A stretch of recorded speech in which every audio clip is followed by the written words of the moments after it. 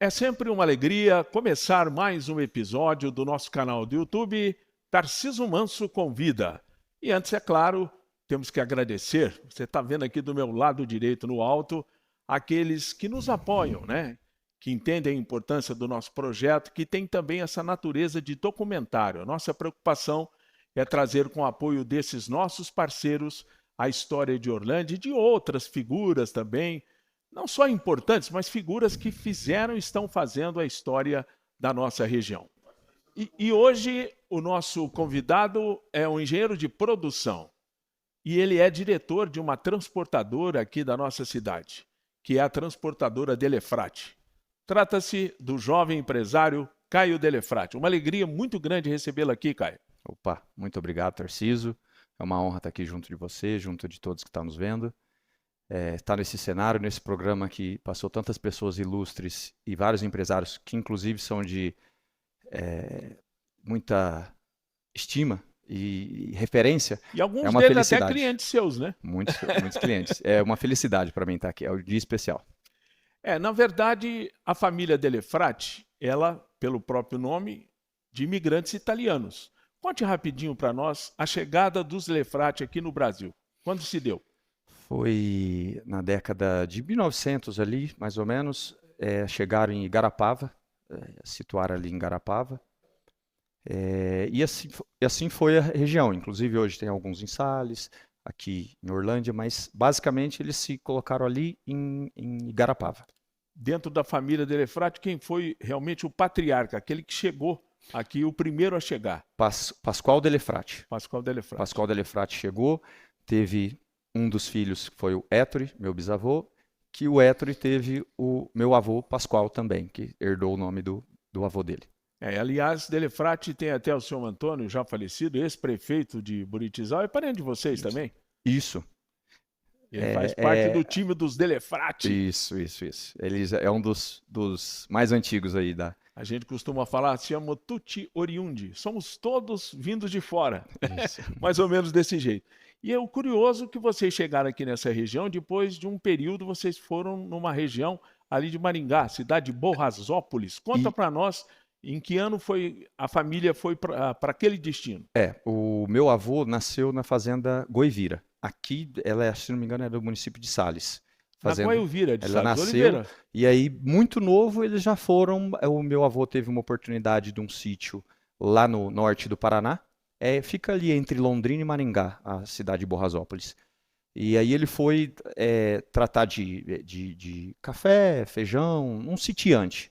E ali ele começou também a adquirir alguns veículos. Foi ali que começou mesmo a profissão de caminhoneiro. Porque quando ele estava aqui na Fazenda Goivira, ele até transportava com carro de boi cana.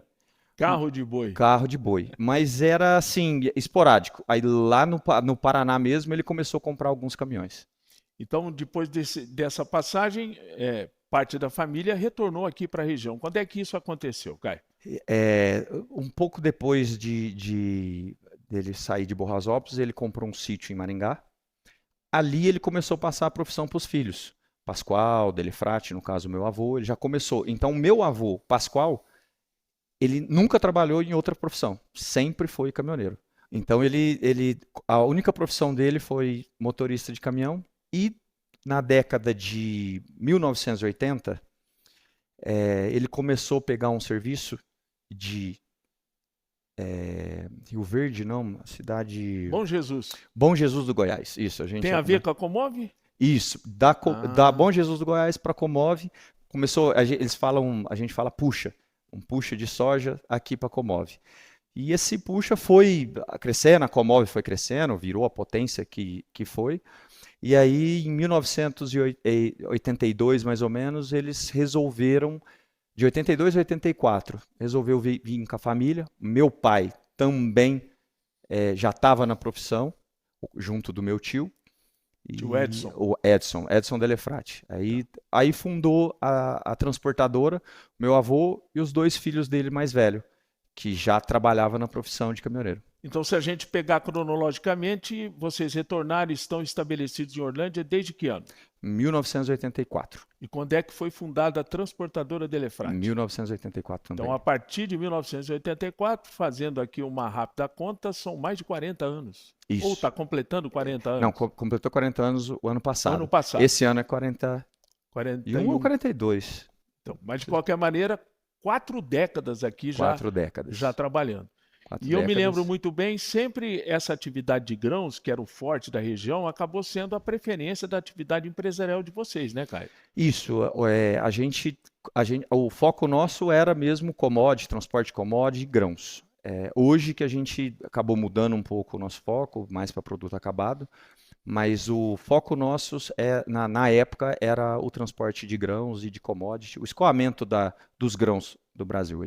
Bom, fazendo só uma paradinha, você é casado, né? Francine é sua esposa. Isso. Você tem 2 filhos? 2 filhos, Héctor e Francisco. 2 meninos. 2 meninos. 2 corintianinhos. Tomara, espero que sim. Se ele continuar não ganhando título, eles vão mudar, hein? Vai ser difícil, vai ser difícil manter essa. E você na família, você tem 3 irmãs. 3 irmãs. A Keren é mais velha que eu, depois vem a Késia e a Cássia. Pelo que eu vejo aqui, a Cássia é que estuda medicina, ela mais novinha? Isso, ela faz medicina em Barretos. Em Barretos. Ela preferiu não seguir, porque foi a única que largou mão de lidar com transportadora. Exato, essa daí tá tentando ser diferente um pouco de nós. Na cronologia, a Keren tem quantos anos? Você tem 38, né? 36 anos. A sua irmã... Ela tem 38, a Keren, e a Késia tem 33. Muito bom. Aí, é claro, existem 2 irmãos, o Edenir e o Edson, né? Isso. Chegou no momento em que o Edson foi para um outro destino e o seu pai assumiu definitivamente o comando da transportadora Delefrate, é isso? Isso. No final da década de 90 ali, o meu tio resolveu tentar, assim como o meu avô veio para tentar a vida aqui em Orlândia, o meu avô pegou a parte dele da transportadora e foi tentar lá no Maranhão. Tinha um outro puxa lá, tal, então ele se separou da sociedade. Aí ficou meu avô e meu pai por um tempo. Em 2006, eu entrei junto com meu pai. A partir de 2006, aí começou meu pai carreira solo junto comigo. Você, então, a sua primeira atividade, você naturalmente já tinha concluído o seu curso de engenharia? Não, estava começando. Estava começando e ao mesmo tempo... Começando cursava à noite e trabalhava de dia com o seu pai. Isso, exato. Porque você cursou engenharia de produção na Unip, né? Isso, na Unip. Então, isso permitia que você exercesse as 2 atividades. Exato. Agora, a gente nota também que quando você assume, né, ajudando o teu pai... Aliás, o seu pai, Edenir, hoje não exerce atividade dentro. É lógico, ele tem a sala dele, tem lá o computador, mas está usufruindo com toda a justiça da sua aposentadoria. É assim que funciona? Sim, Conte para nós, o Edenir, por onde anda. A transportadora, 40 anos e já está na 4ª geração, passado mesmo o bastão. Héctor e Pascoal, Edenir e agora eu e minhas irmãs, no caso. E meu pai... foi passando, conforme minhas irmãs foi entrando, a gente foi dando um pouco mais de gestão para a empresa, ligando um pouco mais. E o meu pai ali com aquela dificuldade um pouco mais velho. As informática da vida, ele começou a ter dificuldade. E aí ele tem uma função na igreja, hoje a família inteira é da congregação cristã. É um destaque importante. Congregação cristã, uma das mais tradicionais igrejas evangélicas em Orlândia. Uhum.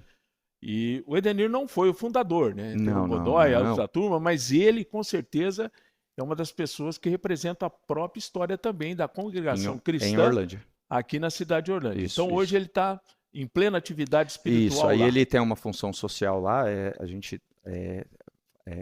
tem a função de ancião, e aí ele está mais focado hoje na função social da igreja. Então, dentro do núcleo da igreja deve ter o pastor, o grupo de anciãos, que são aqueles conselheiros, né, da própria estrutura da igreja. Isso. E uma característica, parece que os anciãos de hoje são aqueles que sucederam no passado o pai, né? No caso do Edenir, não, né? Mas no caso Godoy, o pessoal todo, Oséias, o Oséias, o pai dele até hoje, cooperador tudo, o Oséias hoje é ancião.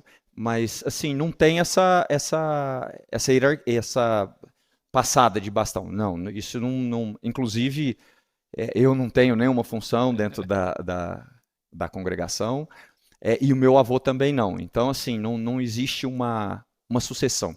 Na verdade, o Edenir sentiu firmeza, ele viu que os filhos estavam preparados, É, está tudo formado, agora eu vou descansar um pouco e me exatamente. dedicar às coisas do Espírito, Foi né? essa aí mesmo. É uma passagem triste, você perdeu a sua mãe há quanto tempo? Foi em 2017, final de 2017. Minha mãe E a mãe faleceu. sempre é uma figura importante dentro do núcleo Muito. da Nossa. família. O pai sim, mas a mãe é aquela que Não, agrega, minha mãe né? foi uma estrutura muito grande, um alicerce.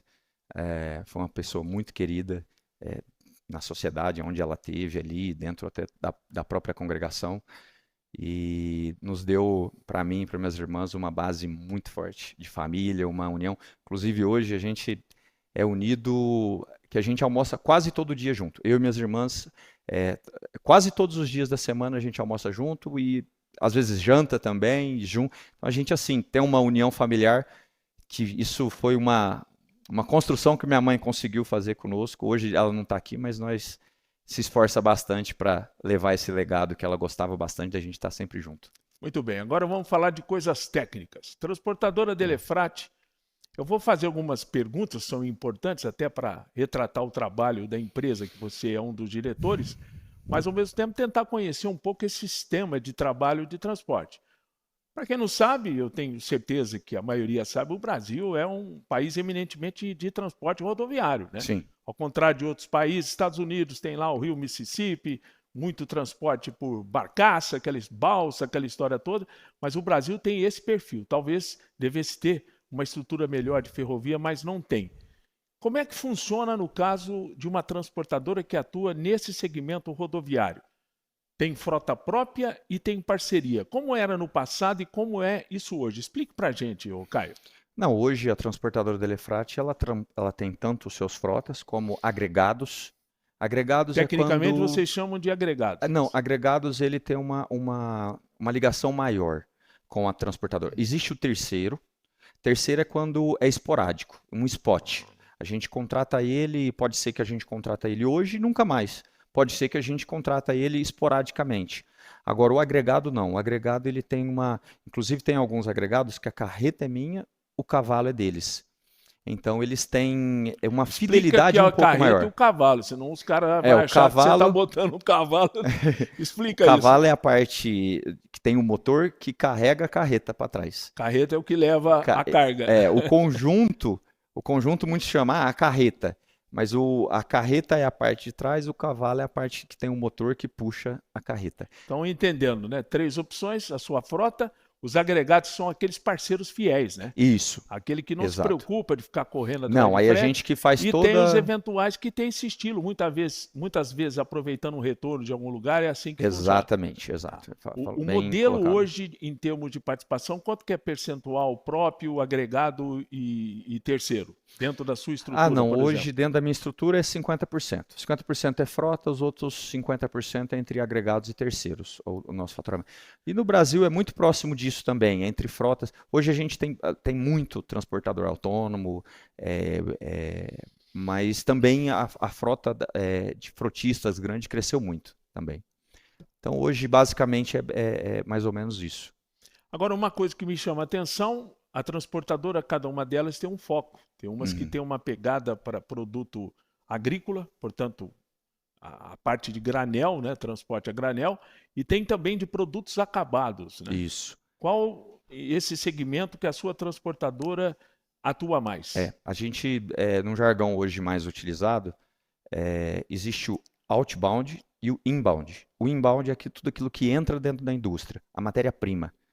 Então, assim, citando alguns exemplos, por exemplo, Morlan, o que entra lá dentro? Aquele fio máquina. No brejeiro, o que entra ali de matéria-prima? A soja, às vezes o milho, enfim. E tem o outbound, que é o produto acabado. Toda a expertise da indústria foi ali e sai o produto acabado. Hoje a transportadora Delefrate está mais focada no produto acabado. Inclusive os veículos são específicos para esse tipo de produto. Hoje a gente trabalha muito com cider, parece um baú, mas é o baú lonado. A lateral dele tem lonas. Então aquela lona vira uma cortina, abre, e aí se coloca os pallets lá dentro com empilhadeira, com paleteira. Então ele é mais fácil para estar acomodando as cargas que já estão paletizadas, já estão estrechadas, já estão ensacadas. E aí o foco da transportadora do Elefrate hoje é produto acabado. Tá certo o meu raciocínio em dizer que, no caso específico, quando é aquele fechado, muitas vezes depende de controle de temperatura, não é o caso de Existe o vocês. baú frigorífico também. É baú frigorífico, essa Isso, é a existe expressão as cargas tecnicamente correta. frigorificadas e existe o baú também com alumínio lateral que não é frigorificado. Mas são cargas assim específicas. Tem clientes que acham que aquilo lá tem mais segurança, inclusive tem mesmo um pouco mais ali a parte de alumínio. A gente tem bastante problema com, às vezes, alguma pessoa passa e rasga a lona para ver se a carga é valiosa ou não. Então, com uma faquinha você consegue identificar o que está ali dentro. No baú já tem uma dificuldade um pouco maior. Então, assim, meio que para fazer uma divisão, por exemplo, vou dar um exemplo, remédio. Remédio é baú. Aí as cargas que não tem tanta... Até pelo valor agregado muito isso, alto, né? Questão de segurança, inclusive, né? Isso. Agora, fazendo dessa análise, portanto, vocês lidam com produtos acabados. Uhum. Eu imagino que aqueles são clientes preferenciais, você tem algumas opções importantes de empresas dentro de Orlândia também. Não exclusivamente Orlândia, mas você trabalha com produtos acabados de quais empresas aqui de Orlândia? Hoje, todas as empresas grandes a gente trabalha. Morlan, Intelli, Brejeiro, Guabi de Salles Oliveira, a Sina também a gente carrega, Agromen. Então todas essas indústrias que estão situadas aqui dentro de Orlândia, a gente transporta. E tem também uma divisão, só para complementar. Existe o frete fracionado e existe o frete dedicado. A transportadora do Elefrate é mais no dedicado. Fracionado, só para citar um exemplo, é o que o Correio, a Braspress, a Rodonaves faz. É o picadinho, a caixinha de um, caixinha de outro, acomoda tudo num caminhão e vai. A transportadora do Elefrate não, ela é frete dedicado. Se a Morlan nos liga pedindo um tipo de caminhão, dentro daquele caminhão só vai carga da Morlan. Pode ser um destino ou pode ser vários. Eu posso fazer entregas. Ah, entendi.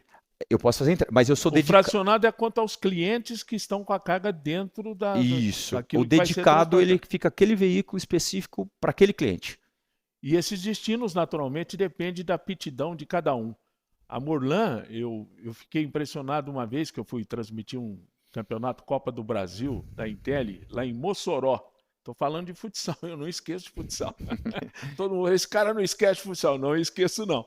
Eu lembro certinho que eu cruzei, né, numa loja que tinha os produtos da Morlan lá, e aí eu descobri que tem sim esse tipo de transporte para lá de produtos da própria Morlan. Sim. Eu citei o Rio Grande do Norte, porque é muito distante daqui, e que mostra isso que você está acabando de dizer, né? Você pega uma carga, mesmo que você pare em outra cidade do Nordeste, na sequência do trajeto, mas de qualquer maneira você entrega o produto da empresa que saiu daqui. É assim que funciona, então. Isso.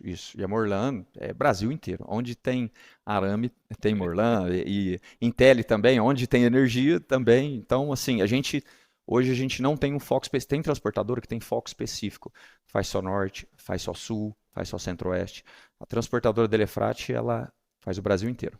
Agora, uma pergunta que é interessante, né? Aquele motorista, tanto o agregado, que é seu parceiro preferencial, como o seu próprio funcionário registrado, você costuma fazer rodízio de destinos ou você prefere que ele se habitue dentro de uma rota para que ele tenha mais facilidade e segurança de transportar? Qual o critério que vocês usam? Tipo assim, não tem muito esse critério.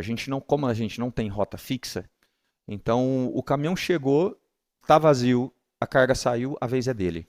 Por algum motivo ele, não, eu tenho um compromisso, ou eu não pode, ou o tipo de veículo que o cliente pediu não é adequado, aí eu passo da vez. Mas assim, ele não tem rota fixa. Hoje a gente não tem rota fixa.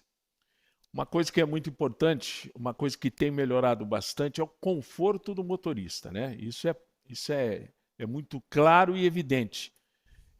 Que tipo de diferença que há dos tempos passados com hoje? O conforto, por exemplo, daquele que dorme dentro do próprio caminhão. Os caminhões hoje são inteligentes em todos os aspectos, né? Isso ajuda demais a própria atividade do motorista, né, Caio? Sim. A gente até brinca que antigamente a gente contratava um motorista meio mecânico. Ele saía com a chave do caminhão, a nota e um arame e um alicate. Tá lá na Belém, Brasília, Os tem que se caminhões, virar. era o jacaré, ali o jacaré era um arame e um alicate. Hoje os caminhões têm geladeira, tem cama, tem tudo, é super confortável. Inclusive, a gente tem falta de funcionários hoje, tem uma falta de funcionários em todos os setores, e não é diferente a falta de motorista também. E hoje o motorista, além de salário, ele dá uma olhada no que a transportadora vai proporcionar para ele de conforto. Então o caminhão é novo, o caminhão tem cama, o caminhão tem um frigobar ali, alguma coisa, ele tem uma infraestrutura. Aí a gente hoje não tem dificuldade porque a gente tem alguns caminhões mais novos, aí dá para... Eu lembro da expressão caminhão braço duro, né? Que costuma aqueles caminhões... Queixo duro. Queixo duro. Queixo É duro. mais ou menos desse jeito, né? Hoje a coisa melhorou. Hoje num a aspecto muito bom de tecnologia. Hoje a gente até indica para os motoristas. Aconteceu algum problema? Nos avisa. Online, remotamente, a fábrica, a concessionária já sabe qual que é o problema do caminhão, já sabe aonde atuar, porque os caminhões são inúmeros sensores, no farol, desde farol até lá no pneu. Hoje, muitos carros têm, sabe, a calibragem do pneu. E hoje, quando tem alguma pane, que seja mecânica ou elétrica, o motorista não rela a mão. Ele só liga pro nosso gerente de manutenção, o gerente de manutenção entra em contato com a concessionária, remotamente já sabe. Aí, se ele estiver longe, vai um socorro, fazer ali aquele pré-socorro.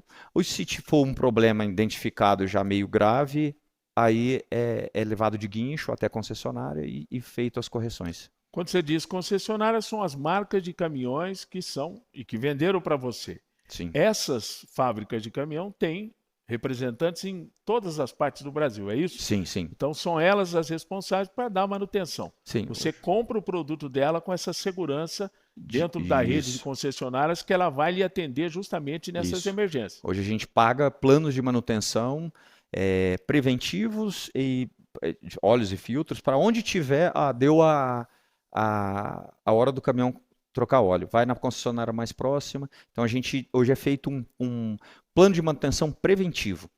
Agora, naturalmente, você tem uma preferência até pelo tipo de carga que você transporta. Quais são as marcas mais utilizadas, por exemplo, pela sua transportadora? Hoje é Volvo, DAF, tem algumas marcas que, tipo assim, cada marca ela tem o seu ponto forte. Que nem a Scania, ela é um ponto forte dela, conforto e economia. A Volvo, uma confiabilidade maior, uma disponibilidade do caminhão maior, as peças estão mais rápidas ali, mais a pronta entrega quando tem alguma manutenção corretiva.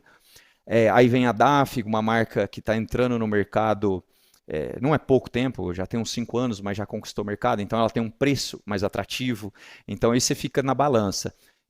Pega um caminhão mais confortável e econômico, pega um caminhão mais confiável, pega um caminhão mais barato. Então você tem ali, várias coisas para analisar na hora de comprar. Mas basicamente essas marcas, no meu ramo de negócio, é as que mais estão se despontando ali, cada uma com a sua qualidade. Outro grande avanço que eu considero é essa questão do controle da jornada de trabalho, que é importante para a preservação da saúde e, ao mesmo tempo, também obriga o motorista a ter o descanso para evitar, inclusive, consumo de drogas, que a gente sabe, o famoso rebite, aquela história toda. Você considera isso um avanço também dentro da própria legislação trabalhista, não foi, Caio? Um avanço muito grande. A gente hoje é fiscalizado e monitorado o tempo todo. Hoje o caminhão tem uma tecnologia que se chama gerenciamento de risco. Ele tem um computador, são atuadores, e o motorista, na hora que ele entra no caminhão, ele já coloca a senha, a contrassenha dele, já aparece o nome, o CPF, ele já dá início de viagem.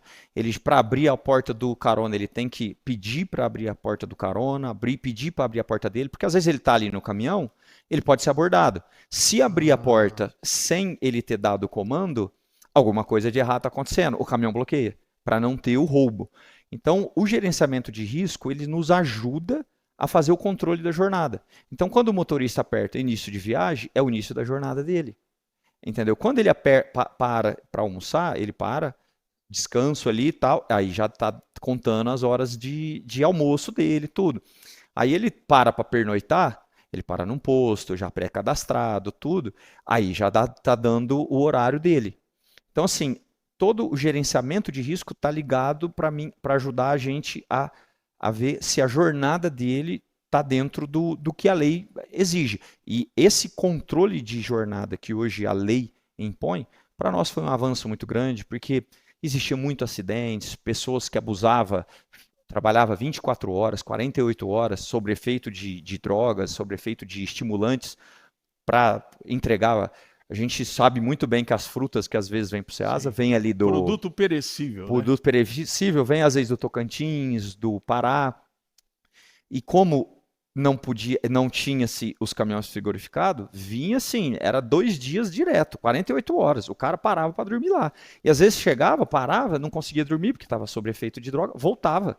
Era uma coisa absurda. Hoje já não, já tem leis que não pode vir com esse tipo de produto que não seja frigorífico, porque o frigorífico ele pode vir em 3, 4 dias tranquilamente, que é 4 dias do Nordeste para cá um tempo ok. E dentro do frigorífico pode. Agora, dentro de um caminhão que não está frigorificado, ele tinha que vir em 48 horas, senão ele perdia. Inclusive, quem comprava falava: se você não chegar, você não tem seu frete aqui.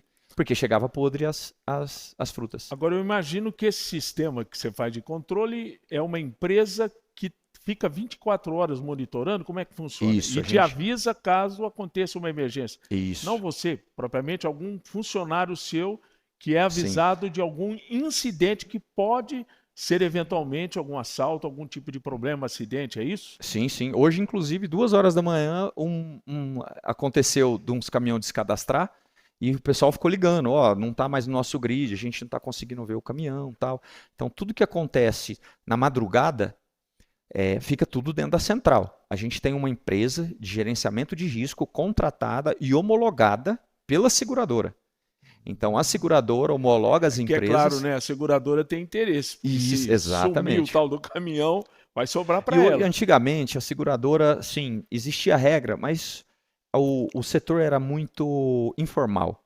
E aí, se você não cumprisse essa regra ou aquela outra, o seguro ainda pagava. Hoje, como a gente tem como fiscalizar se está tudo certo, a própria seguradora nos exige que você tem que fazer a jornada, você tem que fazer o gerenciamento de risco, porque se acontecer alguma coisa, eu estou fora. Você tem que estar dentro da lei.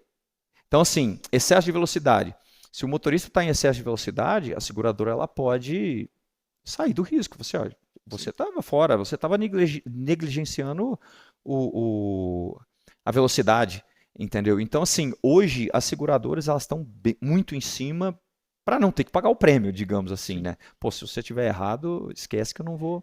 E aproveitando esse gancho de seguradora, eu imagino que tem aquele seguro que é o casco, né, que a gente fala, que é o valor do veículo, incidente contra terceiros, virou uma regra, e até pelo tamanho da própria transportadora, não ficar tanto preocupado só do casco, seriam os outros terceiros.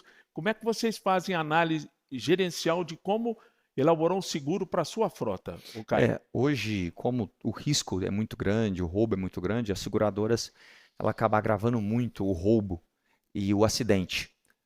Então, a expressão agravar, pessoal, é aumentar o preço do seguro. Isso, aumenta muito o preço do seguro e aí quem hoje compensa fazer um seguro do casco é a pessoa que tem um caminhão, é o autônomo, tem 2, 3, 4, 5 caminhões ali. A partir do momento que você começa a ter uma frota mais robusta, com um pouco mais de veículo, já não compensa mais, porque é muito caro, entendeu? Então, hoje a gente tem seguro da frota só contra terceiros. Se o meu caminhão bater no seu carro, o seu carro vai ter. O meu eu tenho que arrumar. Então, lá dentro da transportadora, a gente tem vários seguros. São o seguro de frota, que pode ter o casco ou não, e contra terceiro. Aí tem o seguro da carga, que são 2 seguros. São os seguros de tombamento e o seguro de roubo. São 2 seguros dentro, o seguro de carga. E também tem o seguro ambiental. Essa diferença é que o tombamento, eventualmente, pode ser que você reaproveite a carga, é isso? Isso. Ele tem um custo menor. E aí perdeu a carga... Isso. Só Deus na causa. Exato. Ou a polícia na causa. A gente liga, acontece muito de tombou e às vezes um produto que a população ali é interessante, eles saqueiam a carga. Mas é difícil segurar, viu? Já teve vários eventos e a hora que, às vezes não é nem um produto tão comerciável assim, mas já que está ali, vamos levar, aproveita da situação. E assim, quando é produto muito leite, arroz, nossa, aí caiu, meu amigo. Descarrega mais rápido do que se eu Já é contratasse. Uma coisa que me chama a atenção. Outro dia eu estava lendo assim, vi a palavra telemetria, que é o próprio gerenciamento de frota. Explica para mim como é que funciona isso, A, essa tele, expressão. a telemetria é um computador dentro do caminhão que ela é ligado em vários autuadores, no acelerador, no volante, ele tem até senso de gravidade. Tipo assim, para tentar explicar. A Fórmula 1, a gente vê aqueles gráficos, a telemetria do carro, se ele acelerou, se ele pisou muito na curva. A telemetria é basicamente isso. E a telemetria, ela pega esses dados, compila e me dá uma nota de como o motorista está conduzindo o caminhão. Se ele está conduzindo o caminhão numa condução econômica, se ele está conduzindo numa uma condução menos agressiva, ou seja, aquele motorista que chega próximo do quebra-mola e freia. Não é uma condução econômica, vai gastar freio. Então, se ele vem usando o freio motor, ele vem prevendo a freada, é uma condução econômica. Se ele entra rápido numa curva, tem a força G, ele sabe que meu caminhão entrou na curva correndo. Uma pergunta que não quer calar. Vocês treinam o motorista de vocês para essas situações, Sim, explicando para eles o que é ruim, o que é bom? Isso. Que não adianta só pegar o resultado se não avisar para ele, companheiro, vai devagar. Além de Tem a tal treiná-los. da inércia também. O que seria essa tal da inércia? É usar o caminhão, a inércia é usar o caminhão, porque o caminhão está carregando, às vezes, 50, 60 toneladas ali, bruta. E aí, usar a inércia o caminhão, na hora que está descendo, você não precisa acelerar. Você deixa o caminhão embalar. Isso é condução econômica. Aí a gente tem um treinamento. Além do treinamento, a gente tem a premiação. Porque todo esse compilado, ele dá uma nota do motorista. Se o motorista é nota 10, ele tem uma pontuação no final do mês de prêmio. Se o motorista é 9, ele tem uma pontuação menor, motorista nota 8, e assim vai. Até aqueles motoristas que têm uma nota muito baixa, a gente recicla, retreina, faz todo o processo, e se mesmo assim ele continua não conseguindo performar, a gente, infelizmente, tem que dispensar, porque tudo vem de uma cadeia. Ele está ficando caro, ele está consumindo muito, eu tenho que repassar para o meu cliente. A hora que eu repasso para o meu cliente o custo, ele vai me trocar também para uma transportadora de custo menor. Então, para mim, o meu cliente exige que eu tenha motoristas treinados, motoristas capacitados e motoristas econômicos, para eu também repassar um custo um pouco menor. E ele ficar competitivo. O motorista está lá no seu trabalho e chega de viagem, daí uns 15 dias você recebe a multa. Quem é que paga a conta? Depende do tipo de multa. Por exemplo? Acontece às vezes entre eixo, a gente não carrega excesso. Mas às vezes a carga foi acomodada de uma maneira um pouco mais dianteira, um pouco mais traseira, pode ter uma multa de entre-eixo. Aí não é culpa do motorista. A gente assume e a gente avisa o cliente para acomodar melhor a carga, tal. Agora, quando a multa é de velocidade, quando a multa é falta de cinto, alguma coisa do tipo celular na mão, aí é ele que paga. Aí nós descontamos. Uma curiosidade que eu tenho certeza que todo mundo tem. Se você pegar o caminhão padrão, tem o cavalo, aquela parte da potência do motor, e tem, que vocês chamam na sequência, que vem atrás, a carreta propriamente dito, né? O valor disso na hora que você vai comprar, percentualmente. Dê um exemplo, por exemplo, de um caminhão de um porte não tão exageradamente chique, nem tão simples. Um caminhão padrão, quanto custaria o cavalo e o complemento? Por volta de 1 milhão a 1 milhão e 100. O total? Hoje, o conjunto. Existe o rodotrem, que é aquela condução que tem são 9 eixos. Ele carrega até 48 ou 50 toneladas. Esse é um pouco mais caro. E tem o truque, que é aquele que o cavalo e a carreta é junto. É grudado. É grudado ali. Esse é um pouco mais barato. Então, assim, em média, a carreta fica no meio. A carreta hoje de 1 milhão a 1 milhão e 100 vai depender da marca da carreta também, do tipo de de implemento rodoviário, porque a gente usa mais o Sider, mas existe a carreta graneleira, existe o tanque de inox, que aí vai encarecendo, existe a carreta frigorificada, que também tem um valor agregado alto. Então, assim, mas basicamente uma conta bem, assim, de 1 milhão a 1 milhão e 100 reais. E uma outra pergunta é, compensa mais fazer o leasing, né, que é uma espécie de um aluguel do que adquirir o caminhão? Como você pensa com respeito a isso? Hoje a gente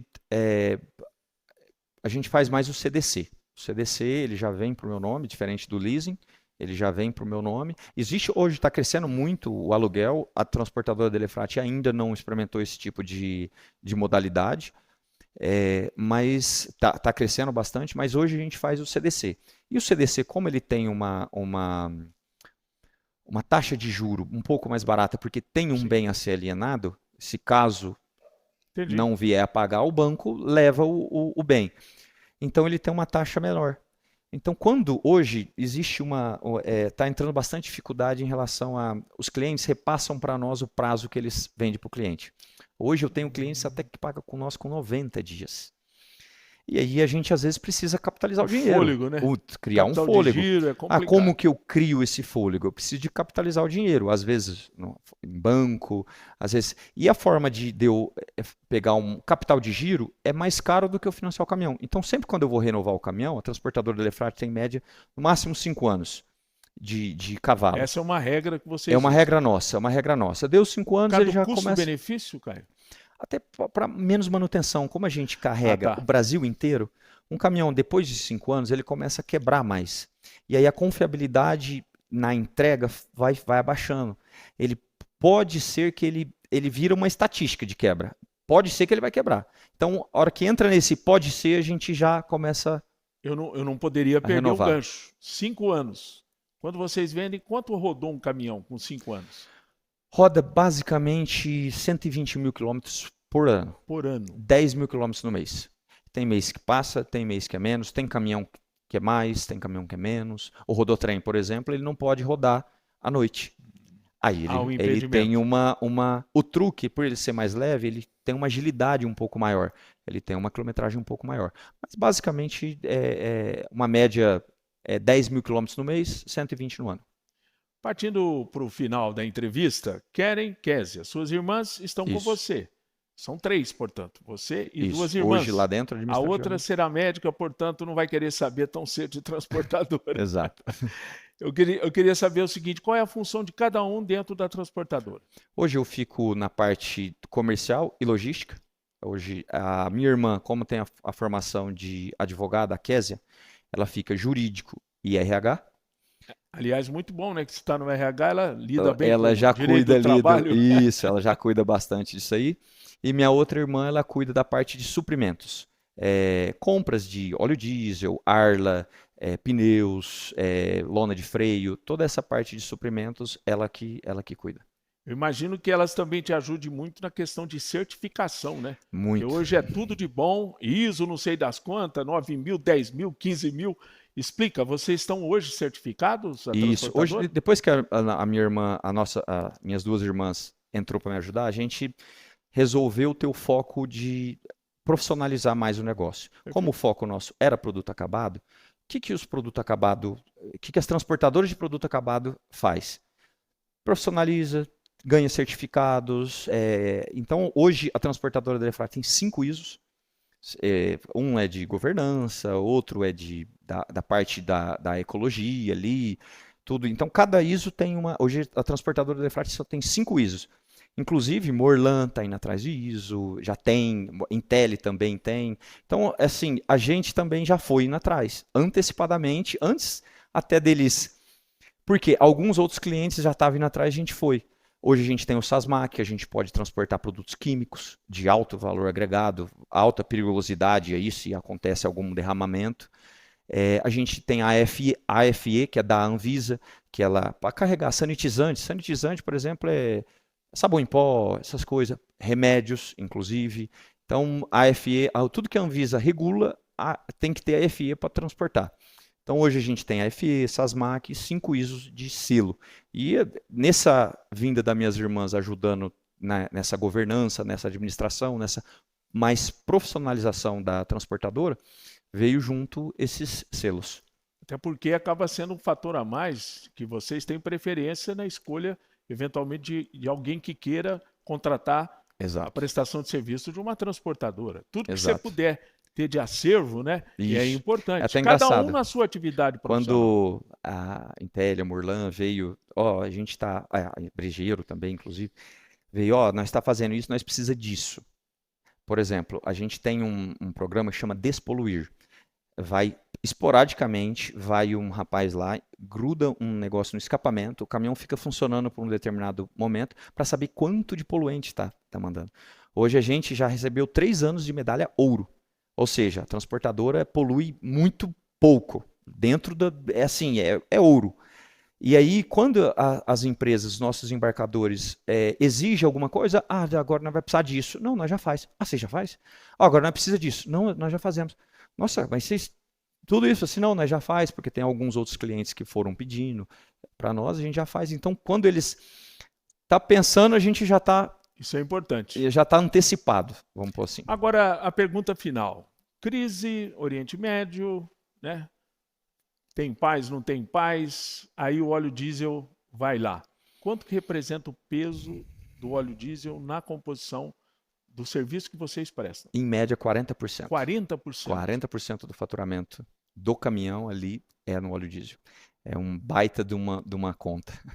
E como é que vocês fazem, né? Gravamos essa entrevista uma semana atrás, portanto, né, há a perspectiva de pouca coisa ter mudado, há uma perspectiva, mas independente disso, vocês conseguem manter o frete por quanto tempo? Quase nada, porque assim, os embarcadores... E as empresas têm a sensibilidade de entender que esse ajuste é natural. Tem. Como a gente é um modelo de negócio B2B, empresa com empresa. A gente não consegue atender cliente CPF, a gente trabalha só com indústrias grandes. E pelo estilo de caminhão, a gente não é transportadora que transporta produto fracionado, né? E então esse modelo B2B existe muita parceria.